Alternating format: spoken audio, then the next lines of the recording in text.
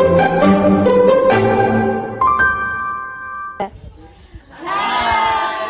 kami dari kelompok 7 Kimdas 7 kelompok 7 7. Sekarang kita lagi ada di Rumah Kompos Universitas Airlangga. Nama saya Muhammad Anang Rizky Putra dari Fakultas FTMM. Perkenalkan, nama saya Noftisya Wistutan dari FST. Halo, perkenalkan saya Devita Yusuf dari FST. Halo, saya Naima Sindriana Putri dari FST. Saya Muhnazril Ilham Adzani dari FST. Saya Riki Arisa Putra dari FST. Saya Fiona Mitzi Renata dari Teknologi Hasil Perikanan. Oh, saya Rina Elvriana dari FST. Saya Sekarang Hendra saya dari FST. Saya Valim Putra Wijaya dari FST.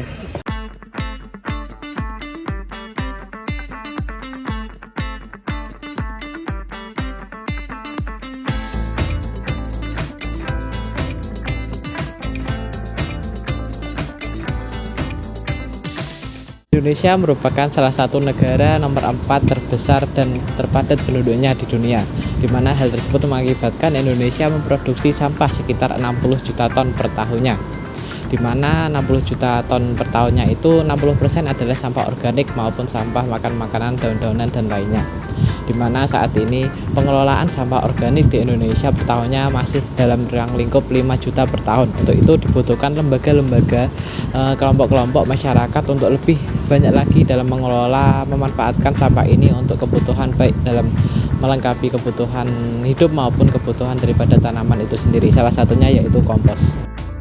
Kompos merupakan dekomposisi bahan organik yang sangat bermanfaat untuk kesuburan tanah dan unsur hara bagi sebuah tanaman, di mana ciri-ciri pupuk yang baik adalah warna yang gelap kehitaman, memiliki bau yang khas tanah, serta memiliki tekstur yang sedikit halus. Proses pembuatan pupuk kompos di Rumah Kompos Universitas Airlangga adalah dengan yang pertama, setelah pengumpulan sampah dalam jumlah yang banyak, sampah akan dipisahkan antara yang organik dan anorganik karena yang dapat digunakan hanya sampah organik berupa sampah taman dan sampah sisa makanan. Selanjutnya, sampah taman akan ditimbang dan dimasukkan ke mesin pencacah agar ukurannya menjadi kecil-kecil. Lalu sisa makanan akan dicampurkan ke dalam cacahan daun.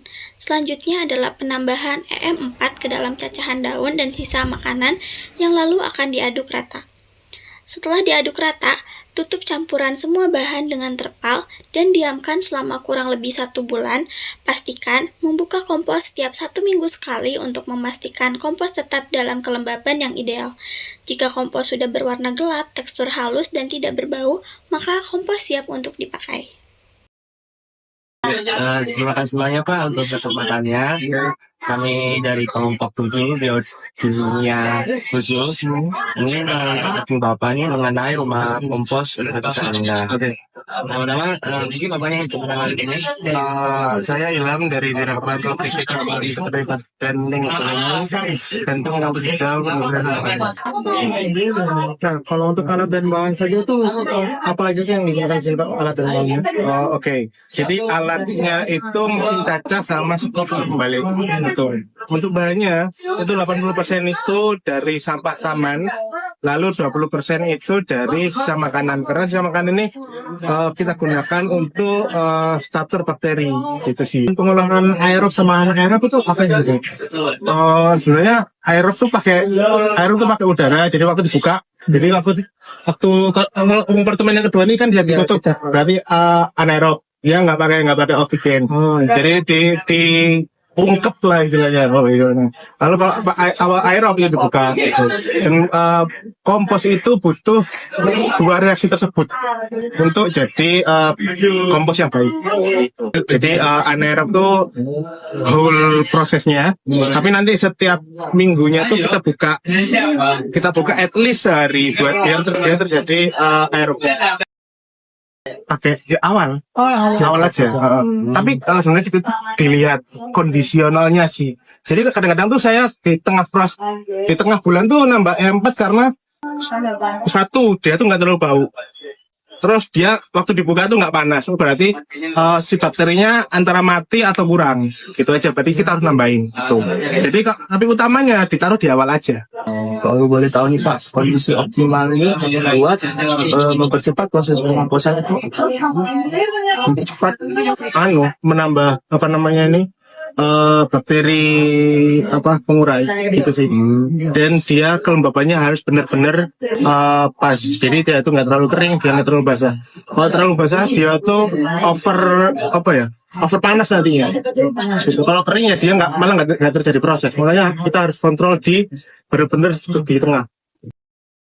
Jadi ke tahun depan tuh emang ada proyek ke masalah ekoenzim seperti itu. Dari hasil observasi kelompok kami di rumah kompos Unair, kendala terbesar yang dialami adalah ketidaktepatan pemberian cairan EM4 pada proses pembuatan pupuk, di mana hal ini akan mengakibatkan proses pupuk berjalan lebih lama. Dampak apabila kurang pemberian EM4 adalah proses degradasi yang lambat dan kualitas kompos menjadi menurun. Sedangkan dampak kelebihan pemberian EM4 adalah suhu tinggi dan penyusutan berat yang berlebihan. Pupuk kompos diharapkan menjadi pilihan utama dalam pertanian berkelanjutan, mengurangi penggunaan pupuk kimia, dan mendukung pengelolaan limbah organik. Dengan edukasi dan inovasi, produksinya bisa lebih mudah diakses dan manfaat bagi lingkungan serta ekonomi masyarakat. Sekian dari kelompok 7. Tujuh. Thanks for watching. Bye.